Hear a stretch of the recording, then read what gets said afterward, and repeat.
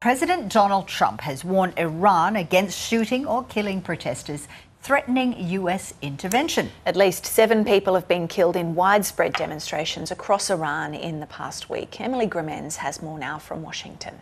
He made these remarks in a late-night social media post, sending a warning to Tehran. He said if Iran shoots and kills peaceful protesters, which he said is their custom, the US would come to their rescue. He didn't specify what exactly that would look like, but did say that the US is locked and loaded and ready to go. Now, these protests began as a shopkeeper strike against a tanking currency and worsening economic conditions, but they've morphed into wider anti-government protests against Iran, with many protesters calling for free elections and an end to clerical rule. Mr. Trump's comments drew quite a swift rebuke from several Iranian leaders. One top security official, Ali Larijani, suggested that the US and Israel were stoking these protests.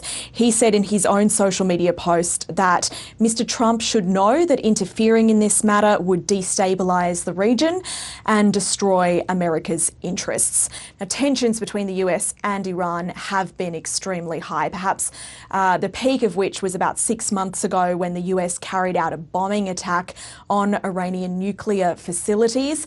At the time, Donald Trump said that those facilities had been completely destroyed, but just last week he acknowledged chatter that Iran may be seeking to rebuild. He said that they'd be hit even harder if so, but at the same time suggested he was actually open to talks with Iran. But it seems this latest exchange means it's rather unlikely that that relationship is warming up at all. And in Iran, as these protests continue, several Iranian leaders, including Mr. Larijani, have acknowledged that peaceful protests against the dire economic situation in Iran are legitimate and understandable, and have actually sort of acknowledged that the Iranian government may need to do more to lessen people's economic hardship. But at the same time, authorities have warned of a firm response to any unrest.